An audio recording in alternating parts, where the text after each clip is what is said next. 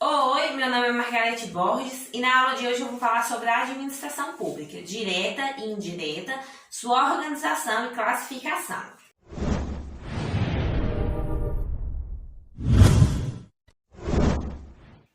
O que é a administração pública? É um instrumento utilizado pelo governo para alcançar os objetivos do Estado. Como assim? O Estado, ele possui objetivos. E quem traça esses objetivos é o governo. O governo vai traçar os objetivos a serem alcançados pelo Estado. E a ferramenta utilizada, pelo governo para alcançar esses objetivos é a administração pública. Nós temos dois critérios de classificação da administração pública. Nós temos o primeiro critério, que é o critério material, também chamado de orgânico ou funcional. Nesse critério é analisado a própria atividade administrativa, ou seja, qualquer pessoa física ou jurídica que estiver desempenhando a atividade administrativa do Estado, ela vai ser considerada aqui a administração pública. Já o critério formal, também chamado subjetivo ou orgânico, ele analisa quem é a administração pública, que são os órgãos e os agentes que estejam exercendo aqui a atividade administrativa. Esse é o critério adotado aqui no Brasil, que é o critério formal, também chamado subjetivo ou orgânico. Ou seja, nesse critério, não importa qual é a atividade que está sendo desempenhada, e sim quem a desempenha, que são pessoas jurídicas, seus órgãos e seus agentes que estejam a serviço da administração pública. Vai ser a administração pública. Esse é o critério adotado aqui no Brasil. Mas quem é a administração pública? Bom, a administração pública é a própria lei que vem trazendo para a gente quem ela é. E ela é dividida em administração pública direta e indireta. O artigo 37 da Constituição Federal diz o seguinte: a administração pública direta e indireta de qualquer dos poderes da União, lembrando que os poderes são o legislativo, o judiciário e o executivo, dos poderes da União, dos Estados e do Distrito Federal e dos municípios, obedecerá aos princípios da legalidade, pessoalidade, moralidade, publicidade, eficiência. E o artigo 4º do Decreto 200/67 diz, no seu inciso 2º, que a administração indireta compreende as seguintes categorias de entidades dotadas de personalidade jurídicas próprias, que são as autarquias, empresas públicas, sociedade de economia mista e as fundações públicas. Então, a própria legislação ela vem trazendo quem são os entes da administração direta e as entidades da administração indireta. A gente percebe que são 4 em cada administração. São 4 na administração direta e 4 na administração indireta. Na administração direta, nós vamos ter a União, os estados, o DF e os municípios. Lembrando que eles também podem ser chamados de entes federados ou entes políticos e também de administração centralizada. Lembrando que cada ente ele vai possuir ali sua autonomia política, que é a capacidade de legislar, a autonomia administrativa, que é de se organizar ali, e também nós temos a autonomia financeira, que é de julgar ali as próprias contas. Entre esses entes, não há que se falar, gente, em hierarquia e subordinação. Então, entre esses entes, União, Estado, Município, DF, Distrito Federal, não há hierarquia entre eles em subordinação. Cada um aqui vai possuir sua autonomia. Autonomia política, administrativa e financeira. Só que quando junta aqui os 4, os 4 juntos vão representar a República Federativa do Brasil, aí sim vai possuir aqui soberania. Então, às vezes, uma prova de concurso pode dizer que a União tem a soberania e os demais entes têm a autonomia. É errado, Cada um tem a sua autonomia. E só vai possuir soberania quando estiverem, todos unidos, todos juntos, ou seja, quando eles formarem a República Federativa do Brasil, aí sim vai possuir soberania, porque a soberania tem uma relação com a ordem externa, ou seja, a relação internacional, a República Federativa do Brasil ela possui soberania, mas internamente cada ente vai possuir apenas a autonomia. Na administração pública indireta, nós também temos 4, né? Que são as autarquias, as fundações públicas, as empresas públicas e a sociedade de economia mista. Lembrando também que eles também possuem outros nomes, que são as entidades administrativas ou a administração descentralizada. Já a empresa pública e a sociedade de economia mista também pode ser chamada de empresa estatal. Da mesma forma que não existe nem hierarquia nem subordinação entre os entes federados, também não vai existir nem hierarquia nem subordinação entre a administração pública direta e a administração pública indireta, que são, né, as autarquias, as fundações públicas, as empresas públicas e a sociedade de economia mista. Bom, não existe, né, hierarquia entre a administração direta e a indireta, apesar de que quem cria a administração pública indireta é a administração pública direta, né? Ela vai criar aqui a administração indireta. Mas apesar dela criar a administração pública indireta, a administração pública indireta, ou seja, essas entidades aqui, elas não são subordinadas à administração pública direta. O que existe entre elas vai ser supervisão ministerial,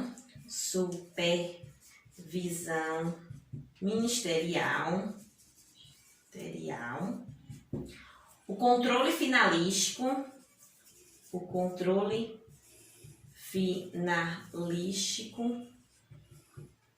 e o poder de tutela.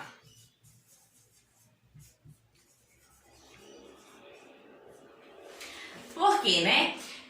Quando a administração pública direta ela cria as entidades da indireta, ela cria, né, para que a administração pública direta desempenhe as atividades administrativas do Estado. Só que ela não pode desviar, né, a sua atuação, as suas atividades daquilo que foi proposto, ou seja, da sua finalidade. Porque quando a administração pública direta ela cria uma entidade da indireta, ela tem que exercer as suas atividades administrativas de acordo com aquilo para a qual ela foi criada. Então ela não pode fugir disso, né? Por isso que existe a supervisão ministerial, o controle finalístico, né? O próprio nome já diz, o controle dos fins, ou seja, as finalidades para a qual ela veio à existência, e também o poder de tutela.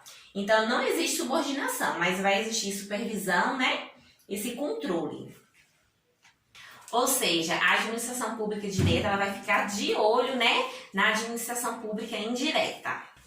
Bom, agora vamos ver algumas semelhanças e diferenças, né, entre a administração pública direta e a administração pública indireta. Bom, a administração pública direta ela é uma pessoa jurídica de direito público. Já a administração pública indireta é uma pessoa jurídica própria. Por quê? As autarquias elas são de direito público. Já as fundações, as empresas públicas e a sociedade de economia mista são de direito privado. Na administração pública direta, quando os entes, né, da direta, a União, Estados, municípios e DF, eles se juntam, eles vão formar a República Federativa do Brasil, que possui soberania. E seu regime jurídico é de direito público. A administração direta ela possui autonomia, né, política, administrativa e financeira. E as competências da administração pública direta é estabelecida pela Constituição Federal. E a responsabilidade civil é objetiva. Já na administração indireta, nós não temos a administração política, e sim a autonomia administrativa, técnica e financeira. E a finalidade da administração pública indireta, ela é definida em lei.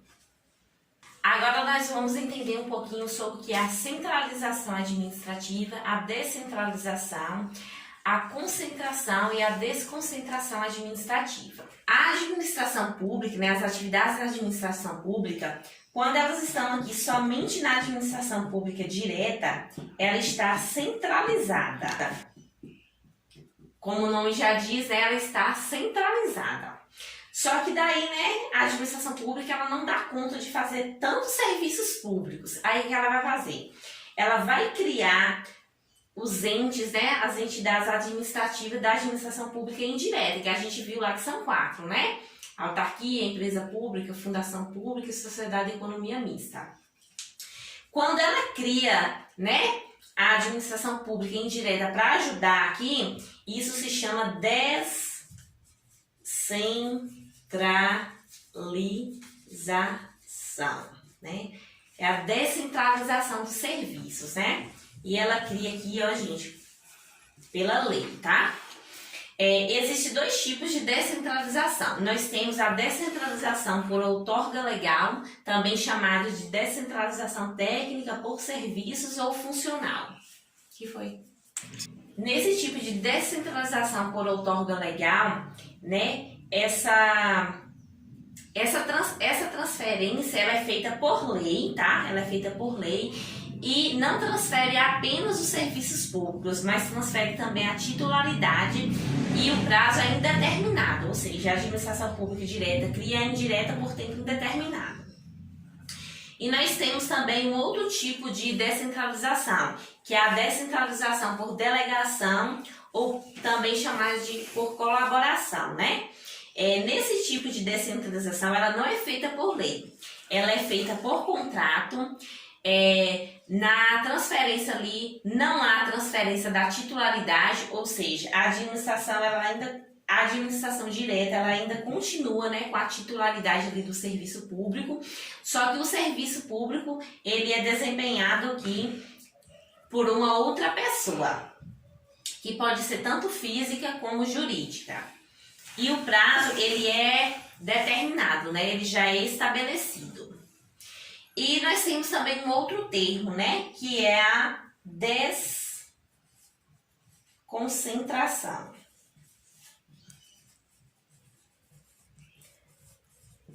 A desconcentração, ela tem relação com a distribuição de funções no próprio âmbito ali da pessoa jurídica. Por exemplo, o município, né, que faz parte aqui da administração pública direta. Quando ele cria ali a Secretaria Municipal de Saúde, a Secretaria Municipal de Educação, de Esporte e aquelas centenas de secretarias, ele está distribuindo os serviços públicos, né, dentro da sua própria estrutura ali. Então, o nome disso é desconcentração. Né? Porque quando está ali apenas aqui no município, né? O município está com aquele monte de serviços públicos. Então, ele está ali concentrado, né? Essas atividades administrativas estão concentradas aqui dentro do município. Então, o que ele vai fazer? Ele vai criar ali vários órgãos, né? Várias secretarias para ajudar ele a desempenhar, a executar esses serviços públicos. Então, o nome disso é desconcentração. Então, nós não podemos confundir, né, a descentralização com a desconcentração. Porque a descentralização, você sai de uma pessoa jurídica da administração direta e cria uma administração indireta, ou seja, uma outra pessoa jurídica ela vai desempenhar essas funções. E na desconcentração, não há a criação de uma outra pessoa jurídica. Vai distribuir ali apenas, né, os serviços públicos. Um detalhe que eu esqueci de comentar, tá? Na descentralização por outorga legal é feita para os entes da indireta. E a descentralização por delegação ou colaboração é feita para o particular, tá? Aqui, ó, particular. Seja pessoa física ou uma pessoa jurídica. E no contrato é preciso fazer ali a licitação, tá? A pessoa vence o contrato através ali de uma licitação. Agora vamos para a nossa questãozinha de concurso para ver como esse assunto cai nas provas.